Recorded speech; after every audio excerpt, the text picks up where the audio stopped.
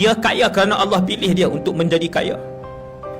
Ingat, orang kaya, Allah memilih kamu untuk menjadi kaya. Bukan sebab cerdik kamu, bukan sebab plan kamu, bukan sebab kerja keras kamu. Allah pilih, tak harta tu bilion-bilion, juta-juta di tangan kamu, nak tengok takat mana kamu bantu orang susah. Nabi masuk syurga. Nabi kata siapa majoriti ahli syurga? Orang miskin. Orang kaya duduk mana? Selalunya orang bila Allah bagi kaya, dia lagi kedekut ke lagi pemurah? Lagi kedekut. Lagi Tuhan duk tambah kedai kat dia, duk tambah 3 biji, 4 biji, lagi tambah, lagi kedekut. Syarikat daripada 2 jadi 4, jadi 5, lagi tambah, lagi kedekut. Aku melihat majoriti ahli syurga itu di kalangan fuqara, kata Nabi, di kalangan orang miskin. Majoriti miskin. Orang kaya duk mana?